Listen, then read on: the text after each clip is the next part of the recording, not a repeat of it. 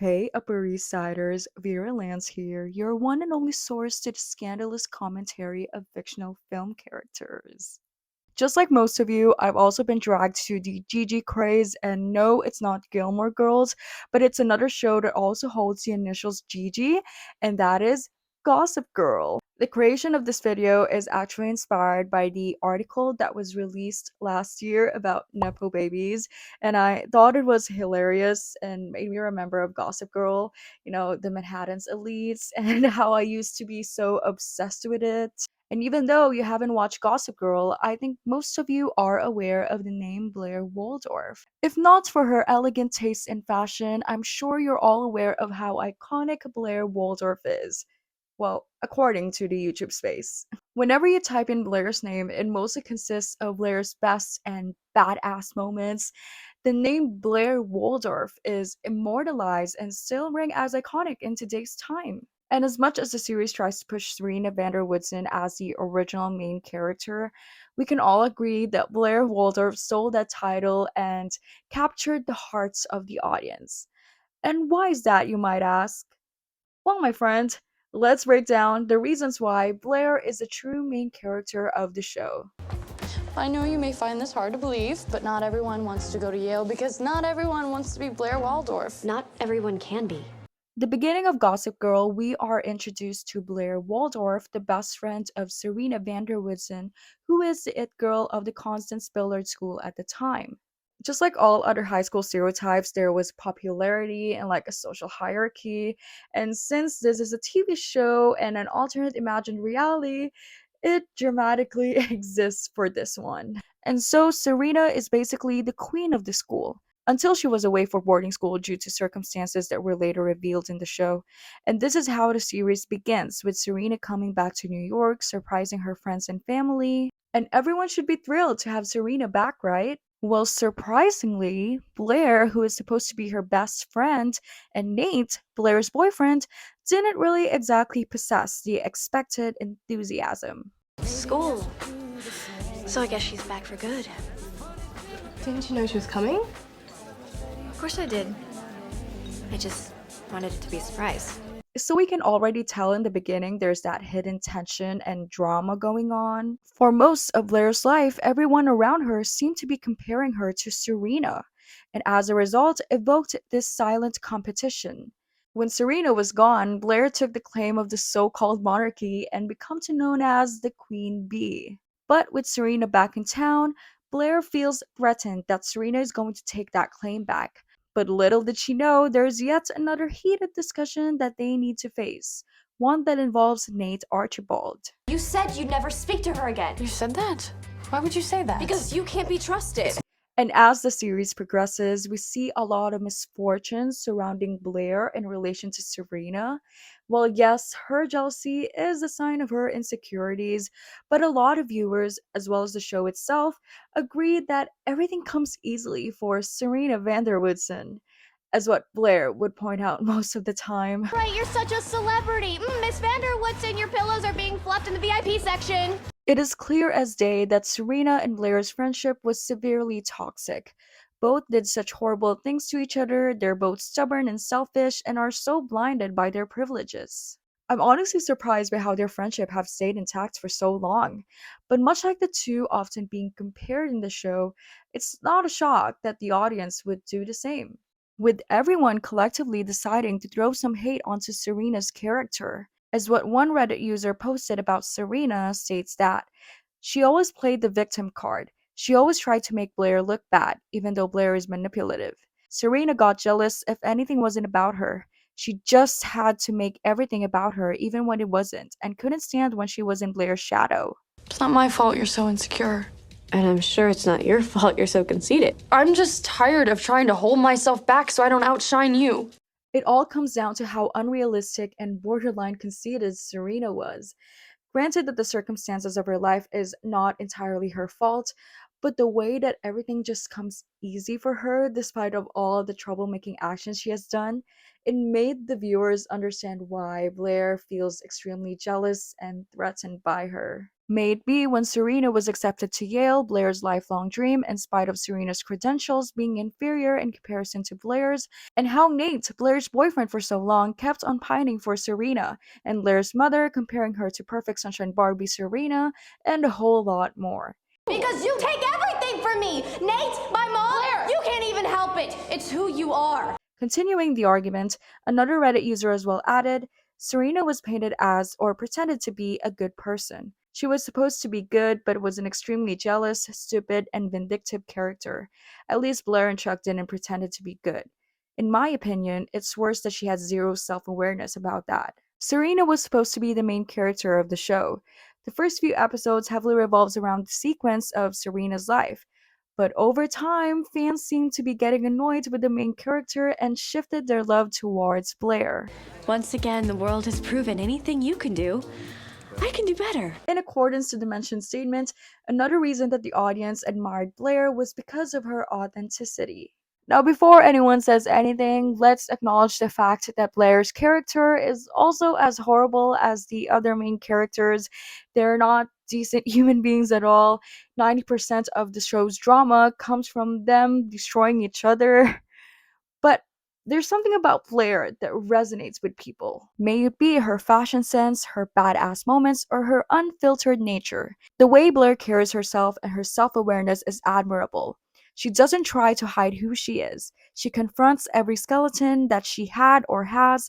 She doesn't try to be a good person when she knows for a fact that she's not. She acknowledges it and even embraces it. She really needs to tone down on the social niceties. It's embarrassing. As expressed by a Quora user on the question, why do people like Blair Waldorf when she's mean, states that, so Blair is mean, yes. But once you've watched the entirety of Gossip Girl, you'll see that it isn't really about her being mean. She's just bossy, and it's mostly just her getting what she wants and never taking no for an answer. Which leads to her mean and evil tendencies. She often does schemes to get what she wants, manipulates people into getting what she wants. As what people say, everybody loves a good villain. Especially when we get to see the soft and sensitive side other than the hard outer shell that Blair puts up as a facade. The expected standard of goodness for Blair is low because people already made her out to be this mean, evil antagonist, and when she does something good, people are in awe of her thoughtful gestures. The user furthermore stated, I'm not trying to justify the bad things she has done though. I'm just pointing out that her life actions doesn't stem from the fact that she's mean and intentionally wants to harm people. She just wants the best for herself. She's a perfectionist, she's goal-oriented, a dreamer, she's very ambitious, and she will stop at nothing to get what she wants, even if that means hurting people. So basically, she's selfish. These are the best of the best. I'm the best of the best. I'm Blair Waldorf. We've seen Blair working hard for the things that she wants, even though the process of attaining them were not that moral. She's the only Nepo baby on the show that we see going through struggles to reach success. Her labor and determination broke that barrier between the elites and the people who don't have access to the resources and connections that they have. My mother didn't get me W. She's a designer. She can't call in favors from a fashion magazine. Well, you don't get jobs like this without a connection. Well, I did. While it is understandable that her background enabled her to get a head start, she's the only Nepo baby character in the show that has the willpower to work for the life that she wants, to be the strong and independent woman she aspires to be. I'm an empowered woman, and I won't let 3 words that were probably meaningless change that. This is obviously distracting you from your work. Her stubbornness on this aspect of her life is deemed as a respectable attribute, and people are so quick to admire her because they get to see themselves in her, of how committed she is on getting what she wants. 3 words. 8 letters. Say it, and I'm yours. While it is no surprise that the entirety of the show's characters have their own personal issues and problems, living a life filled with expectations does come with strings attached. Blair's domineering personality stems from her desire of independence, to be clear from any form of possession and inferiority. Season 1 explains why Blair feels the need to be close to perfection. As the daughter of a fashion designer, at a young age, she was conscious of the power of looking right. She was excruciatingly reminded every time by her mother, and in consequence, heightens her insecurities. As a result, she exerts her dominance on through different areas in her life by dictating what's in and what's out of fashion, as what she would call herself, a dictator of taste. Are those last season's Toy Bush flats? I got them on sale. She used her insecurities as tools for power, and she became an influential figure alongside with her best friend Serena. Much like relationship inconsistencies, this has also been the case with her boyfriend Chuck. In her relationship with him, she stresses the importance of her being powerful in her own way, not just because she is Chuck Bass's girlfriend, but making a name for herself as well. As the owner of Bass Industries, Chuck Bass is known to be a powerful businessman. And with Blair's relationship with him, she felt overshadowed or disregarded. In her own words, What I want is to be a powerful woman. But whenever Chuck's around, I just feel like a weak little girl. with these feelings in mind, time and time again, Chuck always managed to screw things up with Blair by making her feel worthless or replaceable.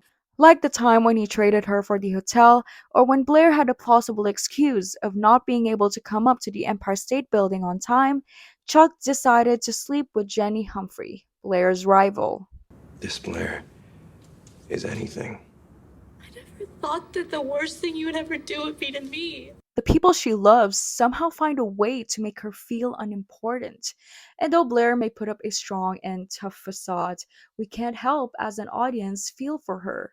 Granted that she as well has done terrible things to the people she loves, but those actions merely come from the desire of independence. Over time, we've seen how much she has grown, as well as the treatment she has received from the people around her had changed. The more they become better friends, boyfriend, or mother to Blair, the more we get to see the goodness and kindness Blair has to offer. We feel pity for Blair despite of all the sabotaging actions she has done because we get to see her sensitive side that made her more humane. It is without a doubt that the show's characters are awful people.